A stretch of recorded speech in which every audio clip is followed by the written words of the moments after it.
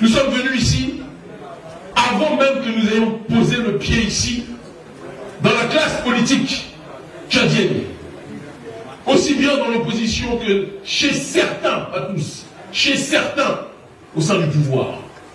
Ça a été la panique. Certains se sont dit, ah, il va parler du CFA. Il va encore exciter et radicaliser la jeunesse. Mais la jeunesse est radicalisée depuis très longtemps déjà. On ne va pas nier une réalité. Nous avons été très attentifs aux derniers développements politiques qui ont eu lieu au Tchad. Notre responsabilité, comme le nom d'urgence panafricaniste l'indique, est d'agir parfois dans la rapidité et de tout faire pour faire office d'électrochoc, pour parfois réveiller un corps dans le coma. Au Tchad, il y a eu un réveil spectaculaire au niveau de l'élite, parce qu'au niveau du peuple, depuis des années que je viens ici, j'ai toujours vu et j'ai toujours dit que la jeunesse tchadienne est l'une des jeunesses les plus déterminées que j'ai eu l'occasion de rencontrer. Mais il y a eu un réveil au niveau étatique qui, à mon sens, mérite sur cet aspect souverainiste d'être accompagné. Si le Tchad, qui est en train de connaître sa mutation, bascule dans la rupture, je peux vous assurer qu'à l'échelle de l'Afrique, on va arriver dans une dynamique qui est tout autre. Le Congo ne tombera jamais. Mesdames et messieurs, bonjour, j'espère que vous allez tellement bien. C'est tellement content pour nous de savoir que vous allez super bien. Bienvenue encore une fois de plus dans votre chaîne KTJ News Monde, une chaîne purement africaine qui valorise le valeur africain. Je suis tellement content de partager avec vous cet élément. Depuis que le président tchadien a tapé la main sur la table en disant aux Français de libérer le sol tchadien, nous sommes en train de remarquer vraiment une grande amélioration. Il y a une grande amélioration au sujet de son pays. Alors, nous avons suivi avec une grande indication la vidéo de Kémy Séba. Il est actuellement au Tchad. Il a fait une vidéo très importante, une vidéo au sujet des monnaies uniques, une vidéo, l'interview au sujet de plusieurs choses concernant l'Afrique. D'accord? Je vais vous laisser d'abord à suivre cet élément qui incarne beaucoup de vérités concernant l'Afrique, mais il se retrouve actuellement au Tchad et nous allons suivre cet élément attentivement. Je vous laisse d'abord à suivre cet élément. Je vais le retrouver à la fin pour faire quelques commentaires ensemble avec vous. C'est parti. Les indépendances, plusieurs anciennes colonies françaises utilisent encore le franc CFA. Comment expliquer cette situation? On est dans la survivance d'un système néocolonial qui ne veut pas cesser de vivre, qui veut continuer plus que jamais à exister, parce que la domination et le rang mondial de l'oligarchie française dépend en réalité de sa capacité à assujettir sur le terrain économique, politique et autres ces anciennes colonies qui sont aujourd'hui de toute façon, qu'on le veuille ou pas, encore malheureusement c'est précaré. Mais il y a un réveil générationnel que nous incarnons avec d'autres. Un réveil générationnel qui pousse une partie importante de la population d'Afrique, entre guillemets, dite francophone, à aller vers la voie de l'autodétermination. Notre ONG Urgence panafricaniste a été la structure qui a plus que jamais revitalisé la question de la souveraineté monétaire au XXIe siècle, en organisant dès 2016-2017 des mobilisations contre le franc CFA, d'accord, pour la souveraineté monétaire, contre la rupture des accords coloniaux, pour la fin des bases militaires, et par la suite un certain nombre de choses ont pris.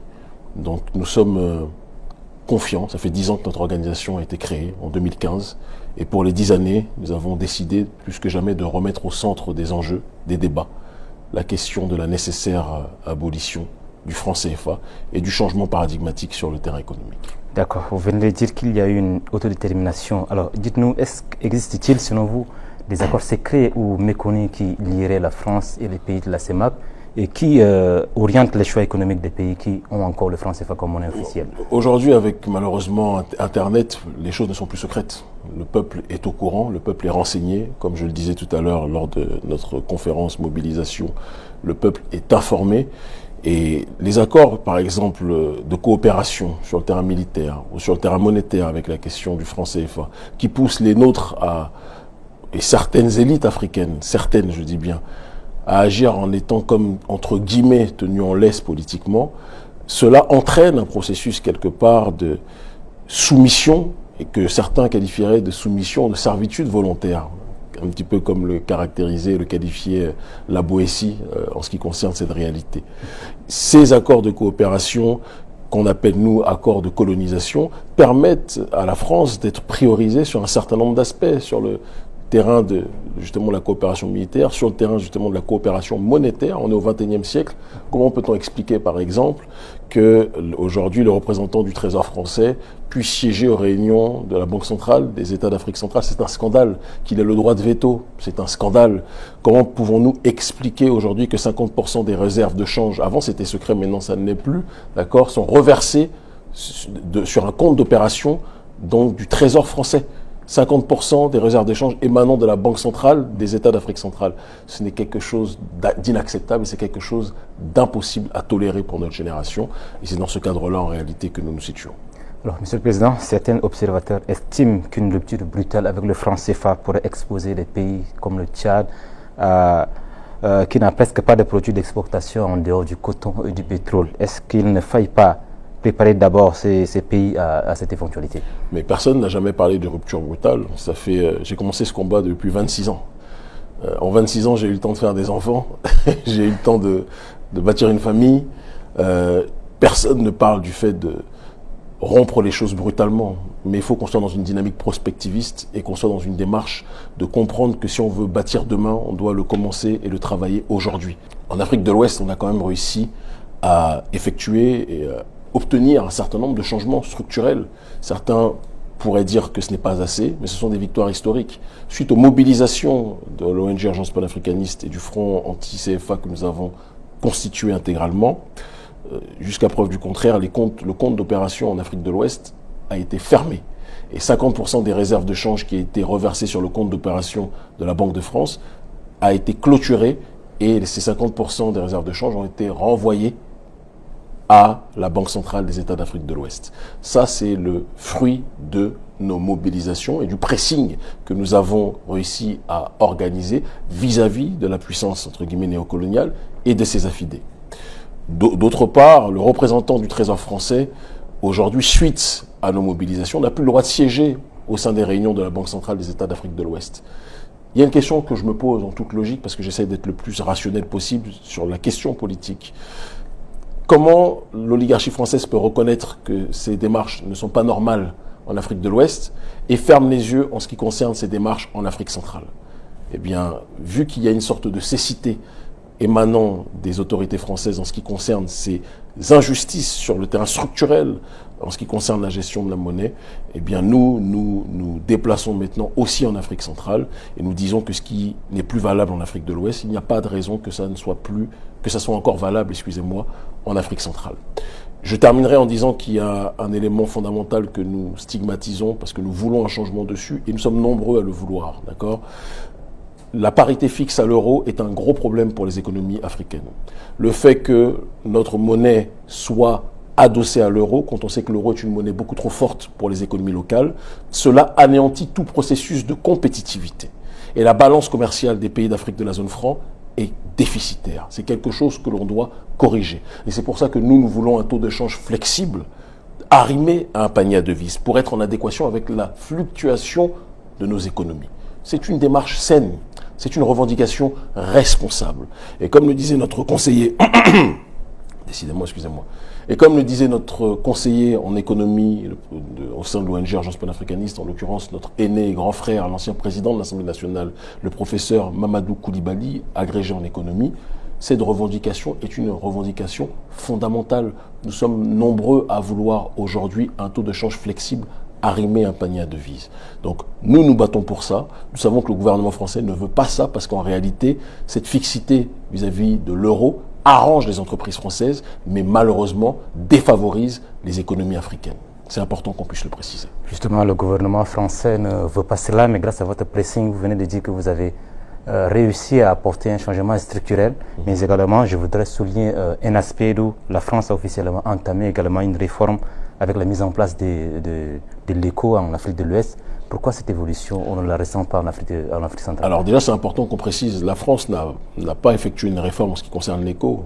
la France a fait ce que l'on appelle du piratage économique et industriel en volant le nom de la monnaie ECO qui était à la base un projet de la CEDEAO qui date des années 80 qui voulait créer une monnaie commune à taux de change flexible arrimé à un panier à devises. Macron, suite à notre pression populaire, d'accord, a décidé d'accepter de fermer le compte d'opération, de reverser les 50% de réserves de change à la Banque centrale, mais il a gardé la fixité à l'euro.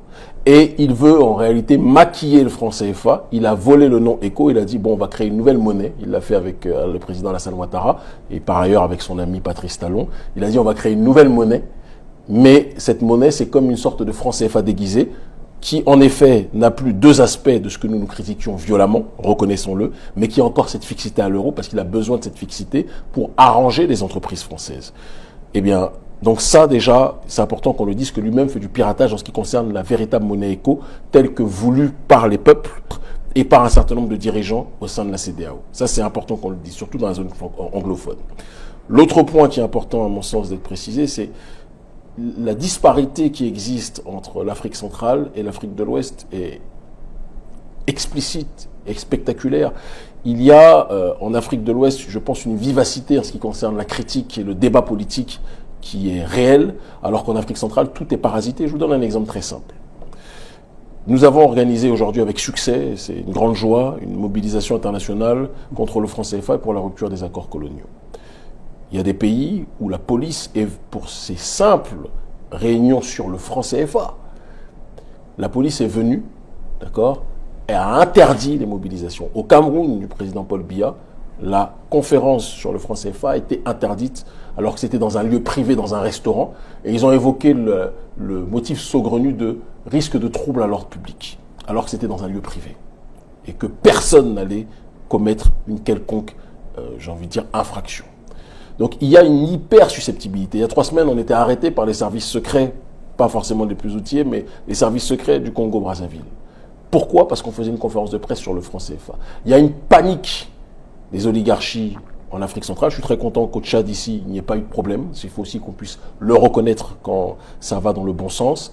Parce que je pense qu'il y a au sein des autorités des gens, d'accord, il y a des gens qui nous combattent aussi au sein des autorités ici, hein, ça, il faut qu'on soit clair, mais il y a au sein de ces autorités des gens qui comprennent qu'on ne peut pas parler de souveraineté sans aborder la question de la souveraineté monétaire. Alors, je ne vous coupe pas la parole, mais lorsqu'on voit par exemple ces représailles, est-ce que vous pensez que vous arriverez à bout de votre lutte ? Il n'y a aucun combat politique qui n'arrivera à destination sans persécution au préalable.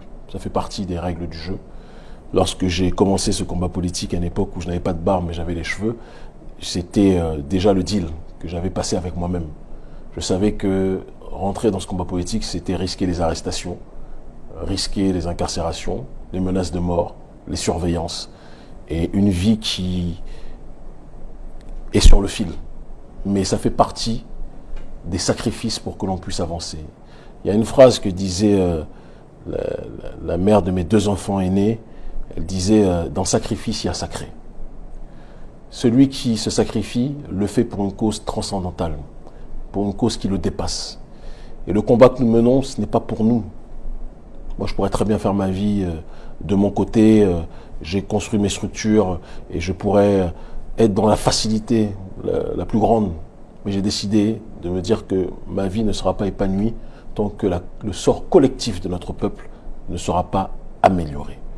Et tant qu'une partie des nôtres sera asphyxiée, c'est le peuple africain dans sa globalité qui sera écrasé. Alors, Président, sur cette question, l'Union africaine semble silencieuse. Comment analyser ce silence-là ? L'Union africaine, malheureusement, aujourd'hui, n'est plus que l'ombre d'elle-même. Je pense qu'il faut qu'on le dise. L'Union africaine n'a plus de résonance au sein des populations. Et parce qu'il faut comprendre que l'Union africaine, malheureusement, n'existe que par aussi ses financements. Et quand la quasi-totalité, l'écrasante majorité des financements de l'Union africaine émanent d'entités exogènes et non africaines, vous comprenez que certains sujets liés à notre souveraineté ne peuvent pas être abordés. Et c'est cela qui entache par la suite l'aspect de représentativité de l'Union africaine au sein des masses populaires africaines qui considèrent que c'est une coquille vide, qui n'a plus de poids. Et ce n'est pas faire offense aux responsables de ces structures que de leur dire que s'ils veulent être audibles, il faut qu'ils se mettent à être alignée avec les voix qui sont audibles auprès des peuples africains.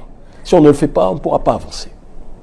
Alors, une partie de l'opinion africaine reproche à Kémy Séba, Nathalie Yam et également Franklin Yamsi d'être des binationaux ou de la variété et qui vivent souvent en Occident. Est-ce que vous pensez qu'on peut gagner la bataille du panafricanisme en étant chez les Blancs?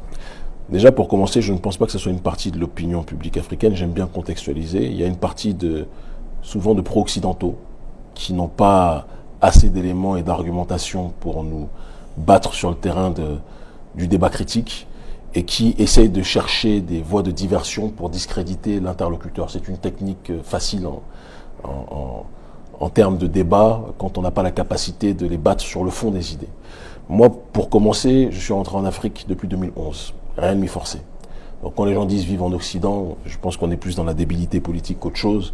Et généralement, je n'en parle pas parce que répondre à ce genre d'élucubration, ça serait me baisser, me faire et agir d'une telle manière qu'en réalité, je donnerais plus d'importance à des gens qui n'en méritent pas. La réalité des faits est que le panafricanisme n'est pas né à N'Djamena ou à Cotonou ou à Accra ou à Monrovia ou ailleurs. Le panafricanisme est né en Occident. Il est né dans la diaspora. Il est né dans des territoires colonisés, d'accord, dans les Amériques. Il n'est pas né en Afrique, sur le continent. Les gens ne connaissent pas l'histoire, donc ils parlent en disant comment ils peuvent mener le combat panafricaniste en étant loin. Mais ce sont des gens qui sont loin du continent africain qui ont créé le panafricanisme. Et par la suite, Nkrumah se l'est légitimement approprié et en a fait un panafricanisme institutionnel sur le continent. Donc ce débat qui consiste à dire les Africains qui sont loin ne peuvent pas mener le combat panafricaniste, c'est un débat de gens qui ne maîtrisent pas la science politique et je ne m'adresse pas à eux généralement. J'essaie de gagner du temps dans le cadre du combat qui est le nôtre. Ensuite, je ne suis pas là pour parler de ma sœur et proche amie, grande sœur Nathalie, ou de l'aîné Franklin Yamsi. Ils sont assez grands pour se défendre et si eux ils estiment qu'ils doivent répondre à ça, ils y répondront. Moi, ce que je peux vous dire avec simplicité, c'est que je suis né en Occident, je suis rentré sur le continent, j'ai fait ce choix alors que rien ne m'y forçait. Et pendant que certains sont ici, ils sont prêts à tout pour partir là-bas. Moi, je suis né là-bas, je suis venu ici. Je pense que c'est la plus grande des réponses que je peux donner. Nathalie elle-même, elle rentre à chaque fois qu'elle le peut régulièrement. Elle vivait en Côte d'Ivoire, je pense que vous avez tendance à l'oublier. Elle a été expulsée de Côte d'Ivoire et renvoyée en Occident alors qu'elle avait fait sa vie en Afrique depuis très longtemps. Donc les gens, il faut qu'ils creusent quand ils veulent parler des choses et qu'on puisse être dans l'élévation de la réflexion pour avancer dans un certain nombre d'issues qui sont importantes et vitales pour nos populations. Alors, Président, la même opinion africaine pense que les nouveaux panafricanistes sont très proches des chefs d'État africains qui sont peu regardants sur les droits humains et qui embastillent toute voix discordante dans leur pays. Ne craignez-vous pas d'être taxé de dictature? Bon, déjà, de un, comme je vous l'ai dit il y a quelques minutes, je pense qu'il faut circonscrire, c'est pas la nouvelle opinion panafricaniste. Je reviens, il y a aujourd'hui une masse critique qui suit le courant panafricaniste que nous illustrons et que nous caractérisons. Cette masse critique comprend le combat que nous menons et c'est pour cette raison que partout où nous allons, nous réunissons des foules, comme ça a été encore le cas aujourd'hui à N'Djamena. Et comme c'est le cas depuis un certain nombre d'années dans différents pays. Il y a maintenant, en effet, une minorité, à mon sens, de voix critiques très souvent alignées vis-à-vis des intérêts occidentaux, qui, parce qu'ils ne peuvent pas débattre sur la question de souveraineté, veulent essayer d'être dans des sujets périphériques visant à essayer de nous défaire sur certaines positions en disant que comme on est proche de certains dirigeants, cela signifie que on n'est pas lié à des questions relatives à la justice sociale ou aux droits humains. Vous savez, j'ai une organisation qui a été créée en 2015, que je préside, Urgence panafricaniste, que vous connaissez comme bon nombre d'entre nous aujourd'hui. Cette organisation a pour axe tripartitionnel la justice sociale, la souveraineté, d'accord, c'est important qu'on le dise, et la défense aussi de notre identité. Aujourd'hui, en ce qui concerne la justice sociale, peu d'organismes font le 10e de ce que nous faisons sur le continent africain en proposant des microcrédits sans intérêt auprès de familles en état d'extrême précarité, en étant proches des populations qui sont dans une sorte d'être ostracisées, d'accord? Nous faisons ce travail. Malheureusement, les médias, ce n'est pas ce dont ils parlent le plus, mais nous le faisons et ceux qui nous suivent attentivement le savent pertinemment. En ce qui concerne les droits humains, il faut préciser la critique qui est énoncée. On parle de quoi? Des pays de l'AES? C'est de ça dont vous parlez, je suppose, parce que les seuls dirigeants dont je suis proche, ce sont les dirigeants de l'AES, à quelques exceptions près, en effet, qu'il y a sur le continent africain. Je réponds de la manière la plus simple possible que ces pays sont en guerre Et quand l'Occident, pour essayer de déstabiliser ces régimes, les accuse de tuer des terroristes ou de tuer des factions déstabilisatrices, moi je réponds que quand l'Occident a bombardé la Libye, ils sont venus parler des droits humains. Quand l'Occident est venu déstabiliser le Sahel, ils sont venus parler des droits humains.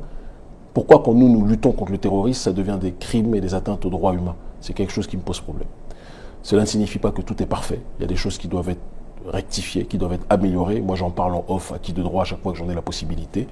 Mais je refuse les voix pro-occidentales qui viennent donner des leçons, alors que ces dernières ne sont là juste que pour demander quelque part à la puissance néocoloniale de revenir de là où elle a été chassée.